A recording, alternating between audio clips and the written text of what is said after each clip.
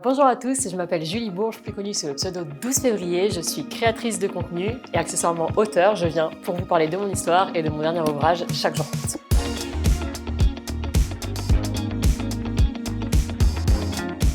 Chaque jour compte, c'est un peu le résumé de toutes mes thérapies. Il paraît quasiment 10 ans jour pour jour après la date de mon accident, donc du 12 février 2013. Et ce que j'ai souhaité faire en fait dans cet ouvrage, c'est un accompagnement quotidien de 365 jours. Donc on n'est pas sur un agenda, on n'est pas sur quelque chose d'antidaté. On est vraiment sur cet accompagnement qu'on va pouvoir offrir à quelqu'un quand il va mal. On choisit pas la date à laquelle on va mal. Donc si on va mal en juillet, on prend ce bouquin dans les mains et il nous accompagnera pendant 1 an sous plein de formes différentes. En fait, voilà, j'y ai mis tout mon cœur, tout mon amour. On va retrouver des citations, des textes autobiographiques, de l'art neurographique, qui peuvent paraître être juste du dessin, mais finalement c'est tout ce qui va faire du bien.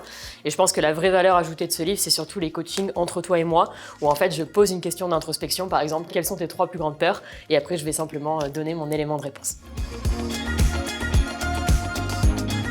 Alors je pense que Chaque jour compte, il n'a pas vraiment de cible. C'est un ouvrage qu'on peut s'offrir et offrir. Et je pense que la seule cible de cet ouvrage, finalement, c'est quelqu'un qui a envie de se retrouver et de se faire du bien à soi-même. Voilà, c'est cet accompagnement qui fait du bien au jour le jour.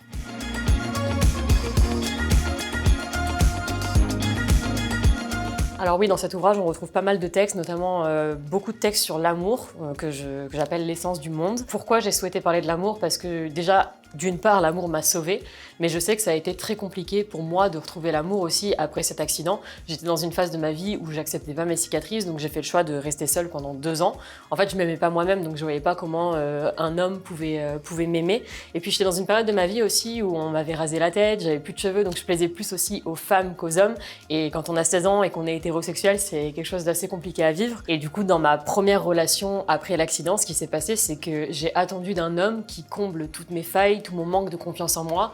Et c'est des choses, en fait, malheureusement, qui peuvent amener à une relation qui est assez toxique, qui peut être dure à vivre. En tout cas, moi, je sais que voilà, c'est comme ça que je l'ai vécu parce que j'ai jeté tout mon dévolu dans cette personne. Et puis, j'avais un petit peu l'impression que c'était la seule personne à qui je pouvais plaire, la seule personne que je pouvais séduire. Donc je me suis jetée un petit peu à corps perdu, si je peux dire, dans cette relation, en me disant que c'est comme ça que j'allais m'accomplir, que je pourrais m'accomplir qu'en étant en couple avec un homme aussi, et que ça allait redéfinir un petit peu ma valeur, que j'allais augmenter ma confiance en moi comme ça. Et puis avec les années, et c'est ce dont je parle d'ailleurs dans cet ouvrage, j'ai compris que j'étais la seule à pouvoir m'apporter ce dont j'avais besoin, la seule à pouvoir recréer et retravailler ma confiance en moi.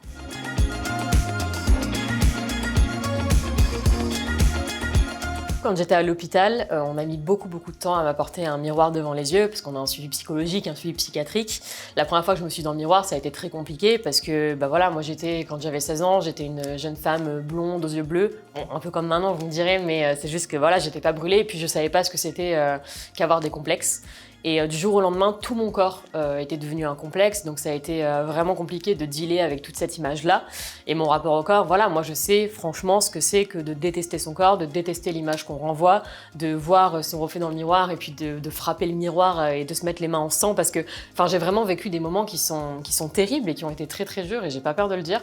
Aujourd'hui, et c'est pour ça que dans mon livre aussi, on retrouve beaucoup de passages sur comment on fait pour avoir confiance en soi, comment on fait pour aimer son reflet dans le miroir. Il y a beaucoup d'exercices aussi, la catégorie dans le livre s'appelle « Estime-toi ». Voilà, apprends à t'estimer, apprends à prendre le temps. C'est normal des fois de détester l'image qu'on renvoie. On a tous des phases, c'est l'acceptation, elle est comme ça, elle est par vague. C'est pas facile de s'accepter, mais c'est un chemin qui en vaut la peine. Et puis voilà, avec un peu de volonté et un peu d'accompagnement, on y arrive.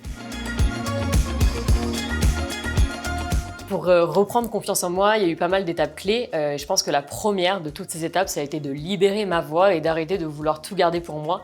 Moi, j'ai toujours beaucoup écrit, donc j'écrivais à l'hôpital, j'écrivais dans des carnets, j'ai beaucoup de carnets à la maison. Et en fait, je me suis rendu compte que tout ce que j'écrivais dans ce livre, ça libérait ma voix, mais en fait, ce que j'écrivais, moi, personnellement, je le savais déjà. Et même si ça faisait du bien d'écrire, je me disais que j'allais jamais avoir nécessairement un élément de réponse. Et du coup, j'ai fait le choix de partager cette histoire sur les réseaux sociaux, mes écrits sur les réseaux sociaux aussi. Et c'était un pari un peu risqué, parce qu'on sait aujourd'hui que les réseaux, des fois, ça peut être dangereux. Mais finalement, j'ai eu la chance d'avoir un gros cercle vertueux, des gens qui m'ont tendu la main. Astérix et Obélix. J'ai eu la chance d'avoir des gens qui m'ont tendu la main, qui m'ont soutenu, qui m'ont dit que mes cicatrices c'était aussi le reflet de mon histoire et que j'avais peut-être la force de les accepter autant sur les réseaux que dans la rue. Et je pense que ça a été une étape clé de Peut-être pas les réseaux sociaux de manière générale, mais l'étape clé, ça a été en tout cas de partager cette histoire et de libérer tous ces mots qui me pesaient au quotidien. Ouais.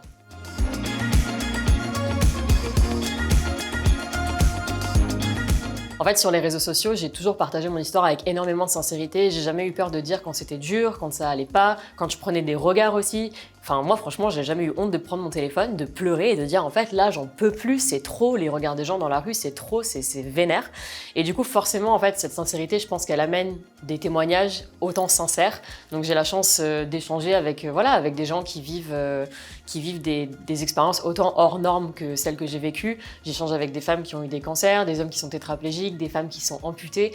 Et en fait, c'est dingue quand on partage avec sincérité les retours qu'on peut avoir. Et moi, tous ces retours, en fait, ils m'ont permis de donner du sens aussi à ce qui m'est arrivé et un sens bien différent de ce que ce drame aurait pu être. Et si j'avais du coup un conseil à donner à quelqu'un qui vit un accident, aujourd'hui, la chance qu'on a et que j'avais pas nécessairement en 2013, quand moi je cherchais des gens à qui m'identifier, je les trouvais pas. C'était l'époque des magazines retouchés, de la télé, des filles en taille 34 avec une peau parfaite et tout, donc j'étais loin de m'y retrouver. Aujourd'hui, la chance qu'on a avec les réseaux et les histoires qui sont sincères, c'est qu'on peut trouver quelqu'un à qui s'identifier. Et je pense que je dirais simplement que vous pouvez peut-être trouver quelqu'un avec qui échanger ou de qui vous inspirer.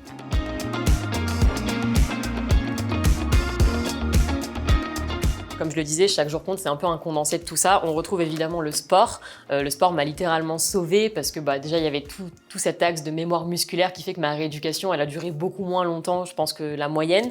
Et aussi, le sport m'a sauvée parce que il y avait ce mental un petit peu, beaucoup, compétitif. Et en fait, dans ce livre, on retrouve du coup beaucoup de routines yoga, des exercices un petit peu sportifs à faire un petit peu toutes les semaines. Et j'ai souhaité en fait faire un compte Instagram dédié au livre qui s'appelle chaque.jour.compte, où on retrouve en fait les routines yoga en direct, où je montre tous les exercices, et parce que je sais à quel point le sport peut aider à dépasser nos propres limites, à nous pousser dans nos retranchements. Et moi, je sais que sans ça, j'en serais pas là aujourd'hui. Donc c'est quelque chose que je cherche à transmettre, non pas de manière abusive et de dire il faut absolument pratiquer du sport, mais juste parce que pour moi, le sport permet vraiment d'être en connexion avec son corps. Et quand on est en connexion avec son corps, c'est juste relié au mental, et c'est ce que j'essaie de transmettre.